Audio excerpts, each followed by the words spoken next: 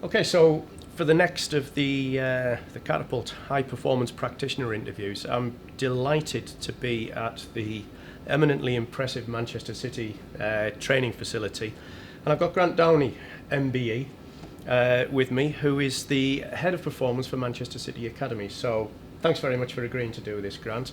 My pleasure. Just to set the ball rolling, I mean, football's gone through huge changes over the past few years, and probably Manchester City more so than any other club. And I'm guessing that the role of head of performance within the academy here carries with it huge responsibilities. And I wonder if you just start off by giving us a little bit of an overview of the role and perhaps the philosophies that you carry that underpin the operation of the department. Okay, I was appointed, nearly 5 years ago to sort of come into a restructured sort of football club and look at the academy's operations from medical, from sports science, strength and conditioning, performance analysis, partly psychology too, and look at the direction we wanted to take the academy. And I think one of the biggest things, and one of the things that has always concerned me from a medical angle, people were always happy to talk about injury stats and were we the best at getting the lowest amount of injuries, and that never really excited me, because ultimately we wanted to come up with a philosophy that was about developing players, and ultimately we wanted to leave our mark. And really we came up with a mission statement which is almost to the words of, in 5 years' time we see City players playing globally that know how to look after mind, body and soul, and we are proud of the football brand. So the brand of football is an exciting type of attacking football which requires athleticism, but it also requires to be underpinned by resilience, mental toughness, and through that sort of player journey there will be injuries, and we were going to be treating those injuries. So almost an injury would never be looked at as a setback, but just an opportunity to get fitter, either stronger mentally, physically, or in any some form of impact. So one of the first things we did in the first year, when we got a couple of serious injuries in the knee injuries of a couple of the lads, we took a couple of our scholars to Ghana, where we've got a sort of a partnership with an academy, and we sort of used the opportunity to develop them in other areas. They were 19, they were going to be out for 9 months, and we thought it was an opportunity for them to go and teach in a local school, build a football pitch with wheelbarrows, do their washing out of a bucket for a week, given 2 lots of kit and a bar of soap. And so part of it was therefore not just to develop the player, but to develop the person. And I think in the world we're living in, where there's, so much money being talked about in football, what we wanted to do is try and remember that the majority of the top class sportsmen are pretty humble people, hungry people, but hungry for success, but appreciative of the sort of values that create that. So as a performance lead, it's to try and set up a department that values those aspects of a person and understands that when a person is going to be injured, they will be pretty down, their family may be down, but we can support them, but try and make them as independent as possible, because we're very fortunate. Our owners have built a fantastic facility in Manchester, but we have to be honest and probably say about 99% of our players may never go onto our first team, but they may have asset value. We may be able to sell them to other clubs, but ultimately I see another mission too, that maybe one day one of those players will be doing my job and hopefully do it better than I can do it. By that means they have been through our system, they've been away to education, they've gone away and had part of their journey, but they'll come back here and have a real in-depth understanding of what it takes from all angles. So the performance team that I lead, I sit next to the technical director. We have a head of psychology now who sits on that table, and the head of operations, and we report into the academy director. And basically we really want to judge our long-term success by, yes, players who hopefully progress onto our first team to save the club money, but also understand that, I had a great conversation a year ago with a coach from Walsall, where one of our young players went there and he's playing there still, and he's doing very well. And the nicest thing is the coach came up to me and said, that boy's a credit to your club. He speaks to the ladies who do his washing, he speaks to the kitchen staff, and he's a very humble young man. So those values are something that when you have players with you from the age of 6, you can influence. Hence, I have to organise medical and sports science cover for 24 international tournaments a year. Our under-8s last year were in Florida. And part of the purpose of taking them on these journeys is to make them as independent people and as strong people that can cope with the demands of not only professional football, but I think the things outside it, from the ridiculous media cover we get today from these boys are on Twitter, social media, I don't know all the names of Snapchat or Facebook, whatever they're all called, but everyone is on them, and we've got to embrace them because they're part of society. So we shouldn't shy away from their value, but their exposure is the fact that they're almost in the goldfish bowl 24/7, which is not always healthy. I mean, I think the philosophy that you're describing there is both refreshing and admirable. But there's a part of me, based on, I've worked a few years in football myself, that says surely then, we're talking about a journey, we're talking about long-term development and patience within that.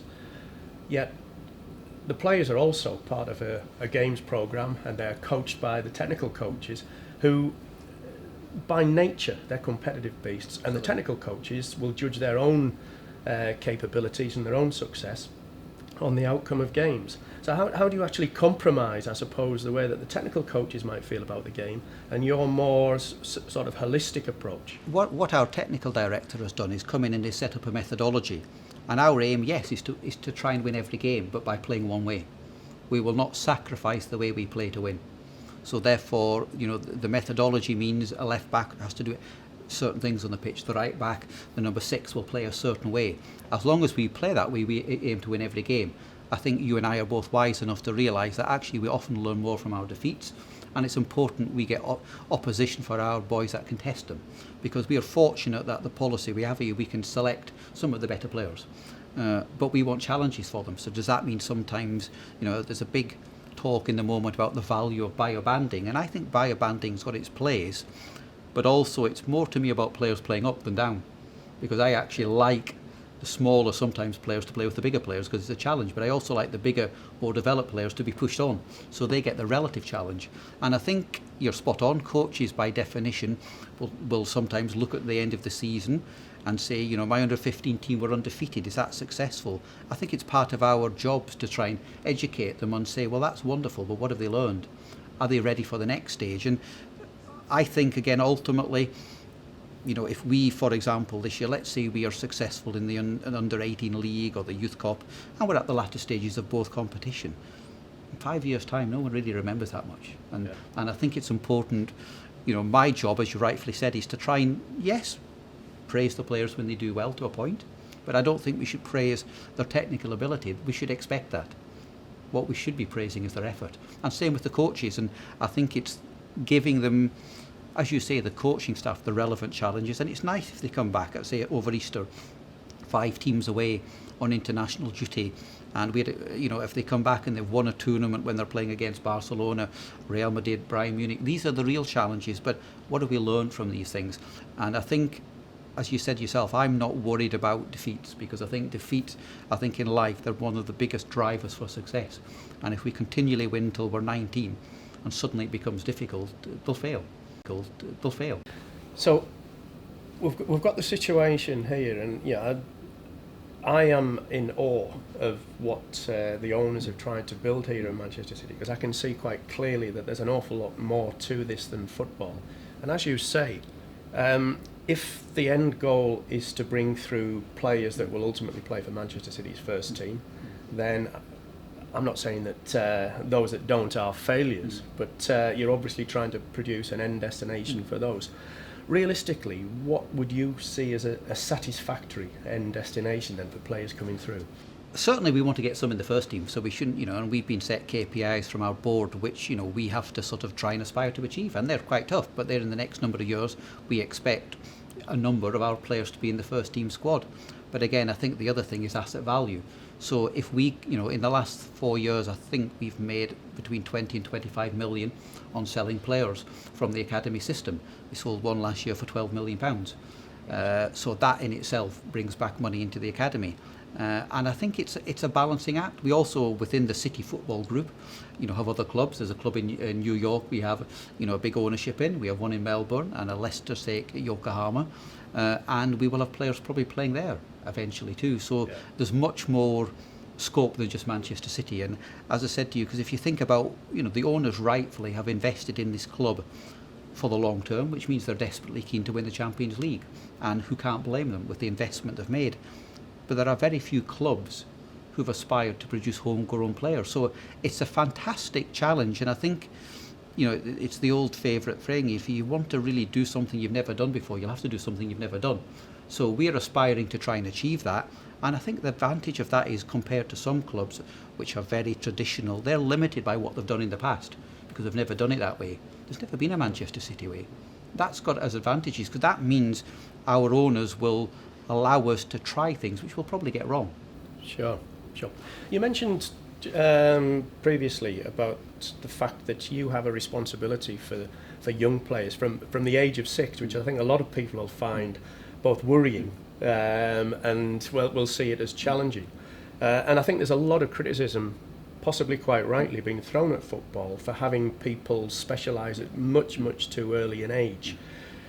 Do you accept that as a point of criticism? And if so, what would Man City, or what would Manchester City trying to do to overcome the issues that might be associated with early specialisation? I think it's a very fair point, and I think anyone who thinks from the age of 6 you should just play football to be a successful long-term professional football athlete is a dangerous thing.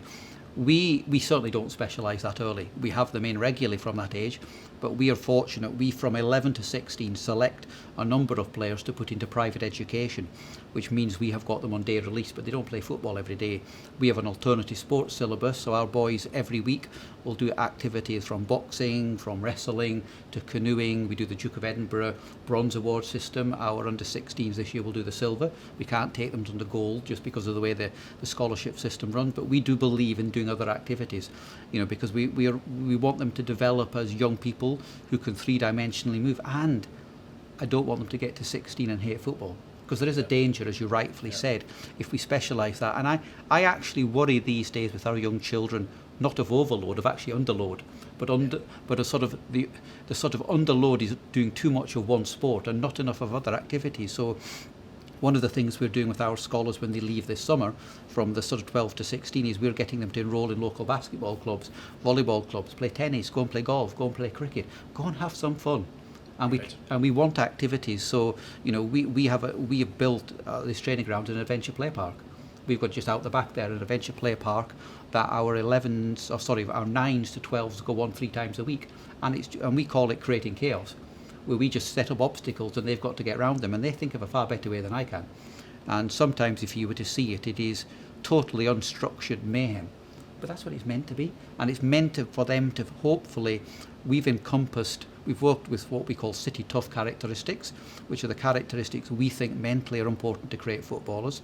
And some of these are about the head, so they're about thinking logically. Some of them are about the heart, so it's the love of activity. And some of them are about stomach, so it's guts. And a lot of the activities for the younger groups are all just about love and all about, finding adventure. Can you swing across the bars? How can you get there? How can you do it with hoops? So again, looking at different aspects of what engages young people to have physical fun.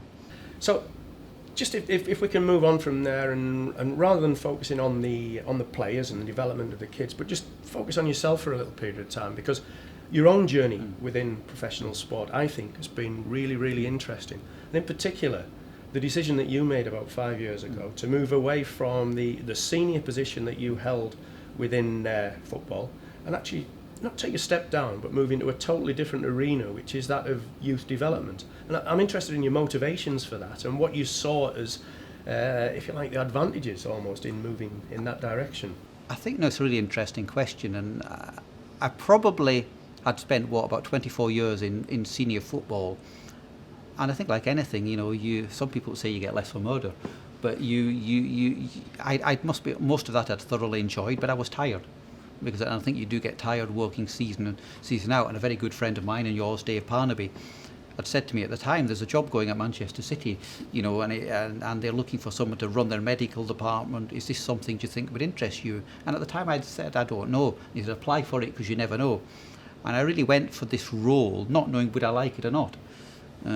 But actually, and also I thought, well, actually I've spent a fair bit of time at senior football. I often enjoy dealing with academy young players, because I never liked the fact that there was people at senior level who had more experience than the academy staff, because by definition, academy staff come in and want to work at senior football, and they see their way into it. I probably thought that was a good thing until I started working at it and realised this is a speciality in its own.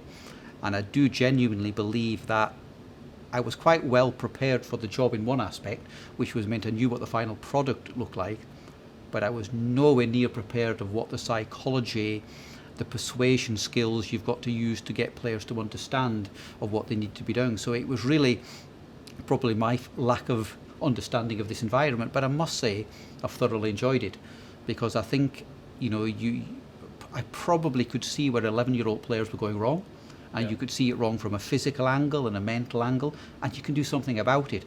And we've got some fantastic young kids here who you can influence. And I found, again, I work like yourself, I work with some very good senior players who at 34 you could influence. But we also work with some 22-year-old players who are very fixed in their mindset. And I think that was partly because they were not educated into what was going to happen to them. And as I said to you, this is a different type of role. But I must say, would I go back to first team football? I don't feel a need to. I don't feel as if this is a stepping stone. If I was to spend the rest of my career at this level, I would love it. And I must say, I come to work and it's a privilege to think that, I get up at sort of 5:30, 6 in the morning, and I'm quite excited about coming to work. And I don't worry about when I'm off. And maybe it's just this environment, but I think it's the fact when you see young people who've got so much ability to evolve and develop, that I find it very exciting. So take this down to, obviously there are an awful lot of staff in this environment that you have responsibility for, and with respect, I think they're probably all younger than you are, certainly than me. A lot. And I'm guessing that the vast majority of them still would aspire to work at the senior level.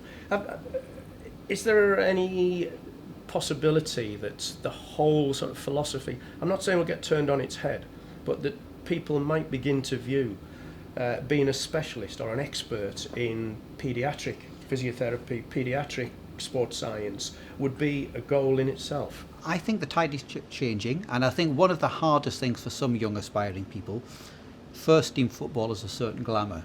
Once you've worked there for a while, you realise it's not as glamorous as people think it is. But also financially it rewards people better. So for some reason, some people rightfully will want to move for that. I think, again, I'm very fortunate to work for a club that part of my development in this club was after a year, I presented a business plan to the board of how I wanted to improve.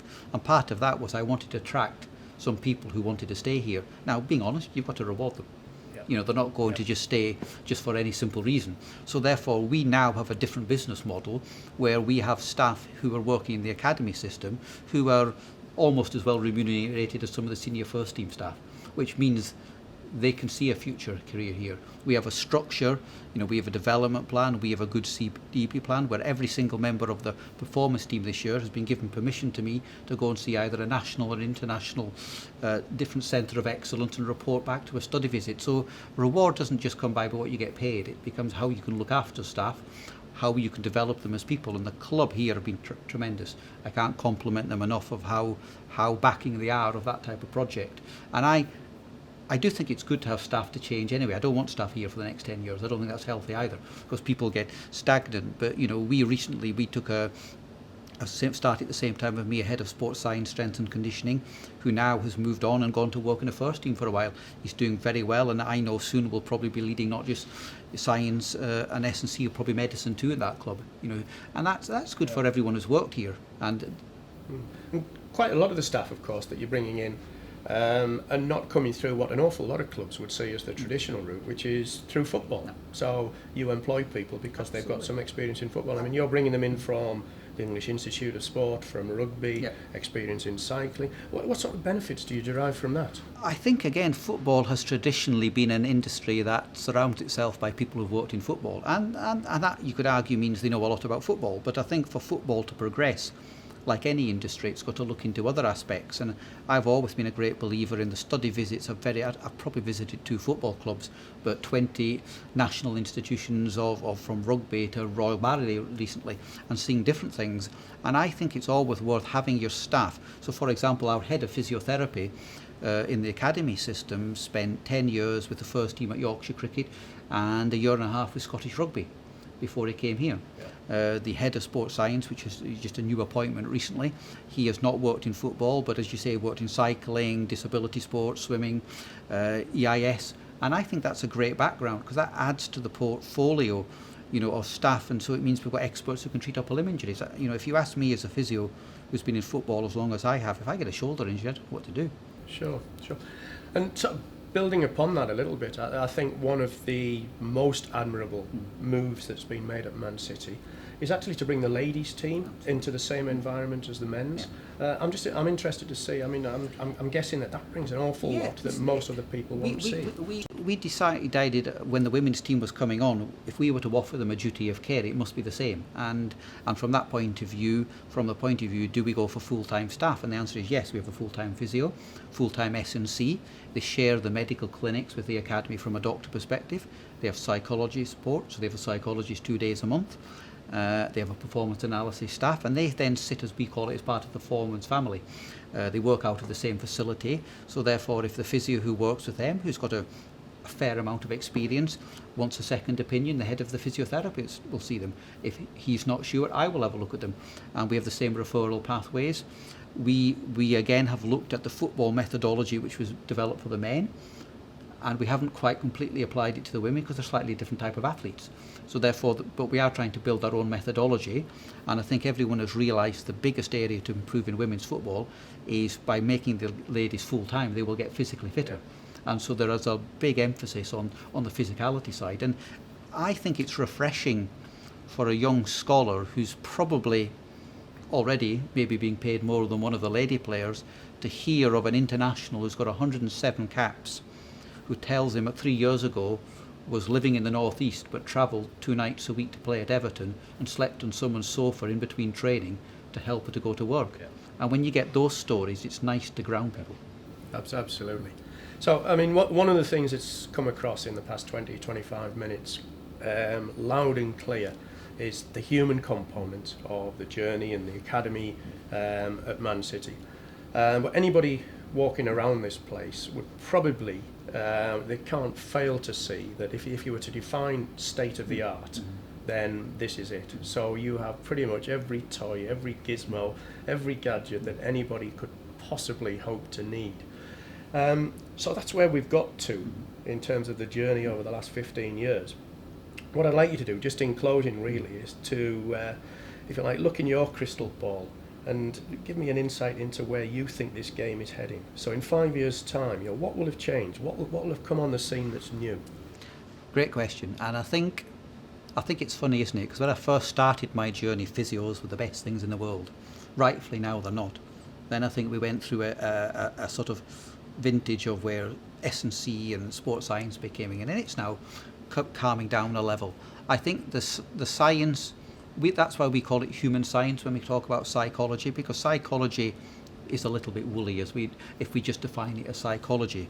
But there is a science behind people, and I think none of us have really tapped into that. I think the physiological parameters are maxed out to a point. I think we're learning to measure them with things like GPS very well. Do we really understand what load is? No, I don't think we do yet, because I think it's so individual. But the research is happening and it's great and we need it. But I think for me, the key is a bit of understanding people and what suddenly makes someone work harder in an environment. And so the psychology is not just about the person, but it's building an organisation psychology model which therefore sort of, for want of a better word, excites genes in people to be switched on, to suddenly make them resilient and want to work. Because there's a danger this environment could do the opposite. Yeah. It could make people think they've arrived. So how do we still make it aspirational that this is just the beginning? And so I see more research. We've got a newer sports institute literally 400 yards away, which we're, again, very privileged our owners have set up. And we are looking at some different PhD projects in the next 2 or 3 years. But I think what we've got to do is be brave and really let them run for 6 years and not make some silly predictions. And you and I know we live in a world of where there's a lot of very good science, there's a lot of pseudoscience, and I hope we can differentiate it between what makes a difference. And it was interesting because we've, just probably to end it nicely, we've just sent 2 or 3 of our teams away on tours abroad. And we've decided for the first time to try some mood questionnaires with our younger players, because we want them to get into after every day's training at breakfast. And we've just done a 5 smiley face, from a crying face to a big smiley face, But rather than just get the physios to undertake these, each of the groups, or one of the groups in particular, is taking one of the injured players who can't play, but we're getting him to understand the importance of looking at how someone feels after performance. And I think the more we can understand, about readiness to train, and backing it up with good science, but never forgetting to look someone in the eye and shake them by the hand, will tell us a lot about someone's readiness to perform, as well as using all the data. But I hope the data can get better, but I hope we never lose the ability to also understand that sometimes you must play with pain. You're very rarely going to win a major championship without an injury. It's not going to happen. And I worry sometimes, I heard it on the radio the other day, that a player had left the field of play because his calf was tight. Now, if that player can train to play in 2 days, I'm concerned. Yeah, sure. Maybe that's where we've over-medicalised and over-scientifically monitored players, because we're making them too aware of every little nick in their body. And, if you're going to play 500 professional games, 450 have to be with some pain. Interesting stuff. Absolutely fascinating. Grant, thanks very much for your time. I appreciate you inviting us in here. And My pleasure. thank you. Cheers.